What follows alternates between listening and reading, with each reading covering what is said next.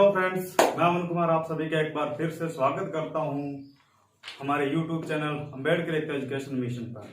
तो हम world geography कर रहे हैं, जैसा कि आपको भली भांति पता है।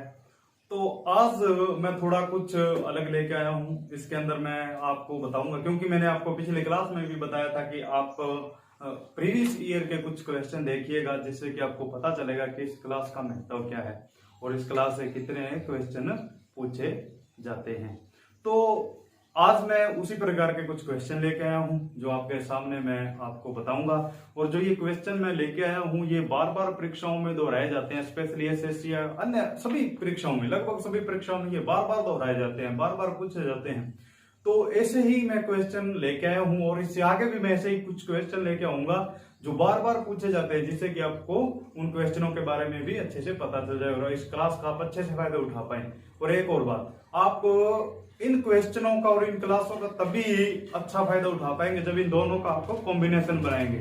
इन क्वेश्चनों को भी आप अच्छे से हल करेंगे और क्लास को भी अच्छे से देखेंगे, तभी क्या है आप इसका फायदा उठा पाएंगे। तो चलिए आज हम पहले स्टार्ट करते हैं क्वेश्चनों से ही, ठीक है।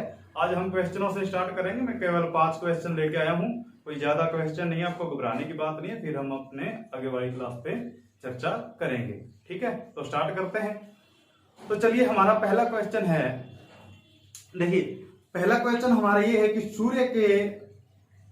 सूर्य ग्रहण के दौरान निम्नलिखित में से कौन केंद्र में होता है। अब देखिए कितना आसान क्वेश्चन है। आसान क्यों है? आपके लिए आसान है, आपके लिए आसान है ना, क्योंकि हमने कर लिया है। उनके लिए आसान नहीं है जिन्होंने नहीं किया, है ना। तो देखिए इसने पूछा है कि सूर्य ग्रहण के दौरान कौन केंद्र में होता है। तो आप देखिए केंद्र में कौन होता है, कहने केंद्र का मतलब है बीच में कौन होता है। देखिए मैंने सूर्य ग्रहण का बताया था। सूर्य ग्रहण होता क्या है? सूर्य ग्रहण होता क्या है?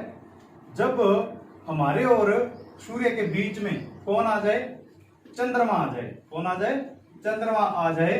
तो यही क्या होता है, इसे ही हम कहते हैं सूर्य ग्रहण, क्योंकि ये सूर्य के आगे आ चुका है। चलिए सामने से बनाते हैं सूर्य को।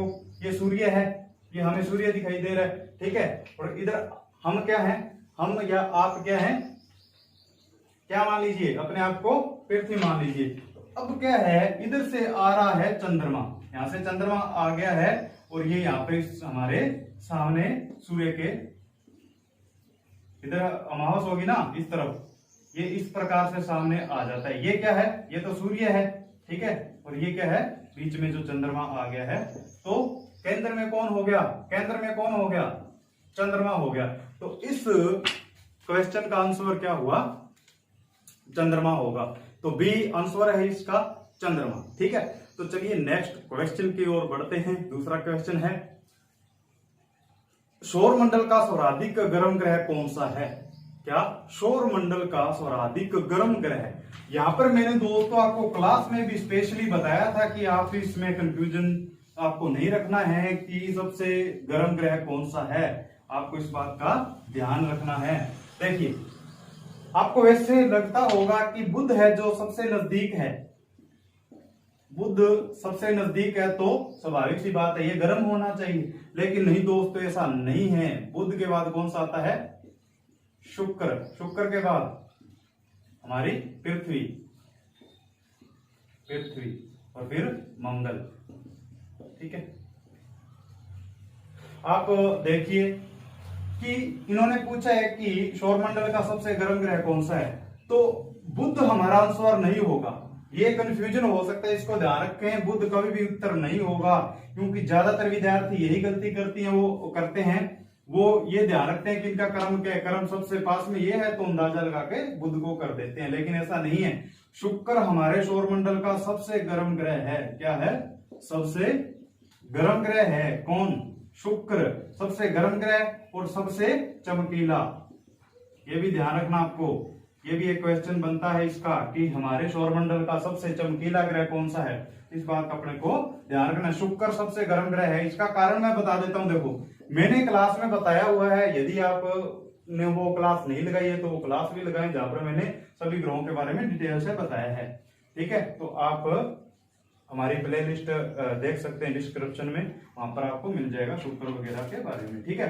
देखिए शुक्र सबसे गर्म क्यों है? शुक्र इसलिए है क्योंकि शुक्र पर CO2 गैस है। क्या है?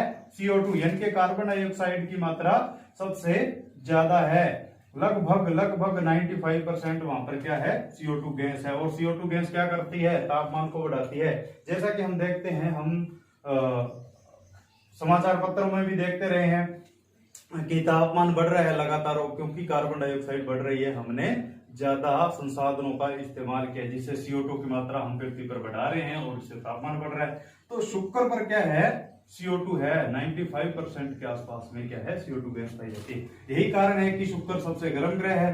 बुध पर क्या है, बुध पर इसका वायुमंडल नहीं है। एक बात ये भी पूछा जाएगा क्वेश्चन आपसे कि हमारे सौरमंडल का निम्न में से किसका अपना वायुमंडल नहीं है, ठीक है, किसका नहीं है, बुध का अपना वायुमंडल नहीं है। बुध के बाद एक और है उपग्रह है, वो है पृथ्वी का उपग्रह, जिसका नाम क्या है, चंद्रमा। चंद्रमा का भी अपना वायुमंडल नहीं है, अभाव है यहाँ पर, ठीक है ना। तो ये बातें आपको ध्यान में रखनी है।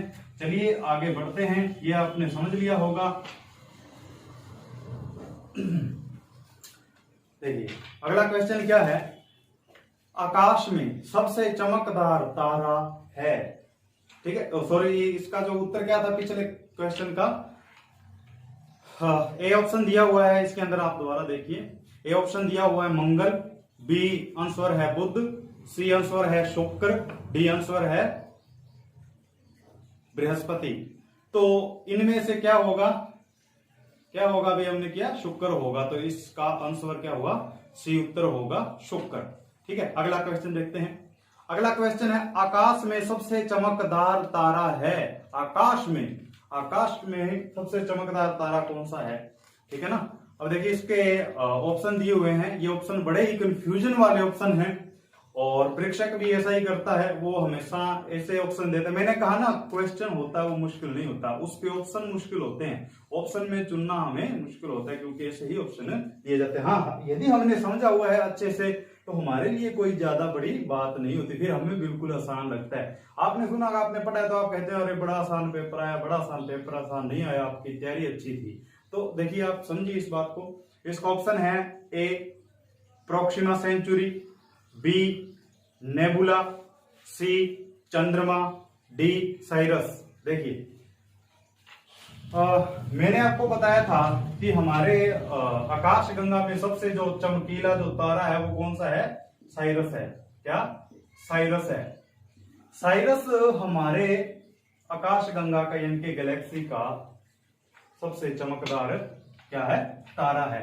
और जो ए ऑप्शन दिया हुआ है वो देखिए आपको, प्रोक्सिमा सेंचुरी। इसमें कंफ्यूजन ये है कि ये पूछा जाता है कि कुछ बता देते हैं सौरमंडल के सबसे नजदीकी, सौरमंडल के सबसे नजदीकी नहीं है, ये हमेशा पृथ्वी के संदर्भ में पूछा जाता है। किसके संदर्भ में पूछा जाता है ये क्वेश्चन, पृथ्वी के सबसे नजदीकी के, सबसे नजदीकी।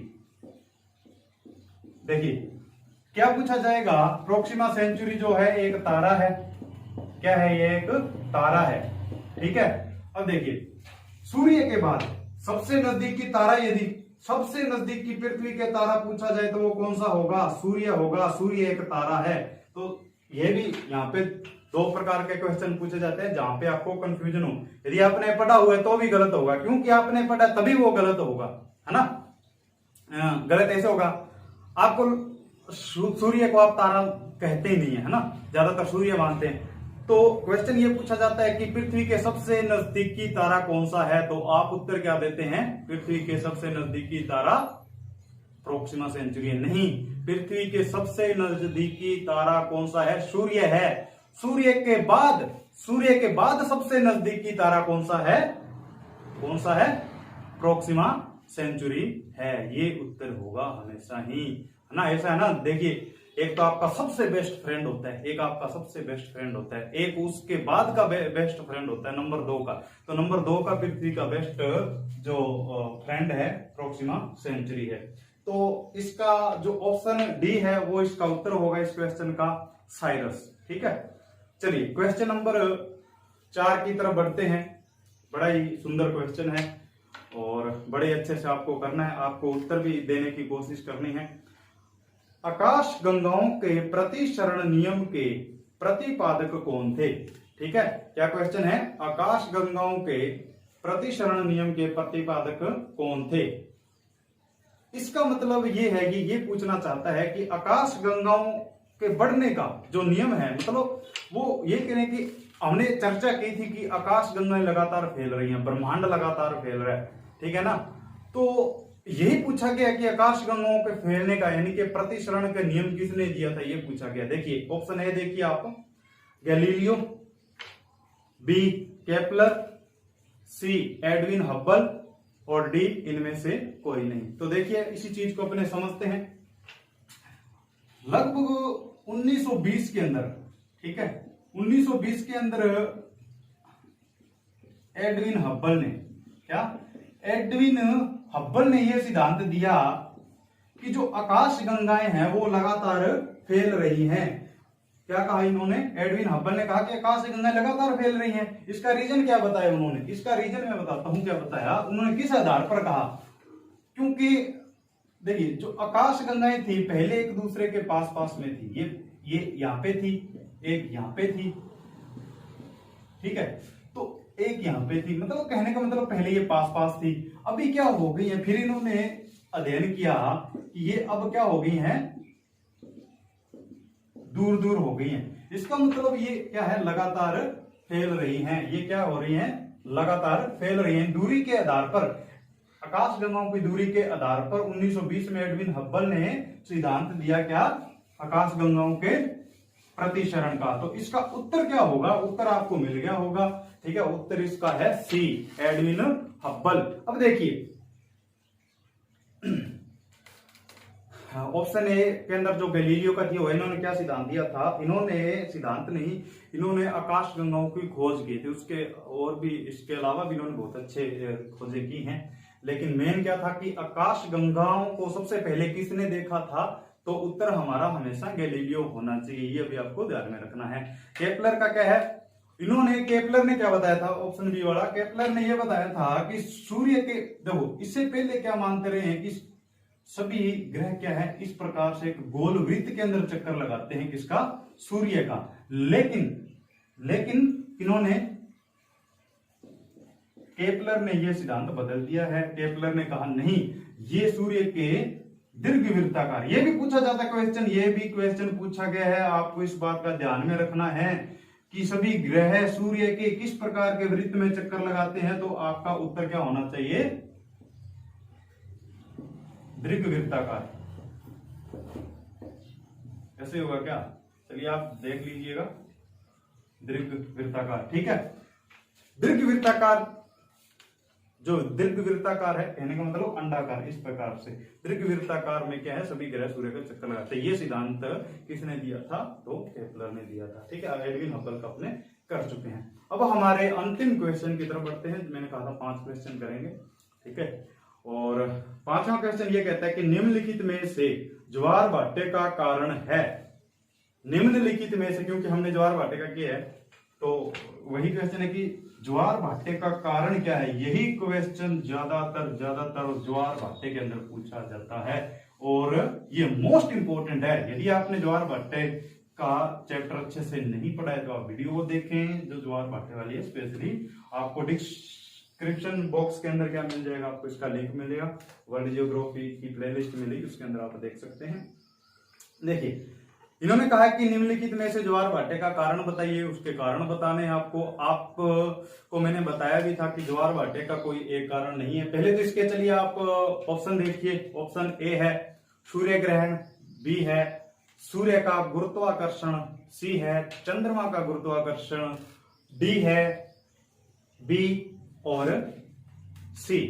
तो देखिए बी और सी दोनों को देखिए आप, सूर्य का गुरुत्वाकर्षण और सी चंद्रमा का गुरुत्वाकर्षण, ये मेन है। सूर्य ग्रहण इसका कारण नहीं बनता है, ठीक है। सूर्य ग्रहण, हाँ देखिए वैसे तो स्थिति तो है, लेकिन सूर्य ग्रहण के कारण ज्वार भाटा नहीं आता, ये आपको बात ध्यान में रखनी है।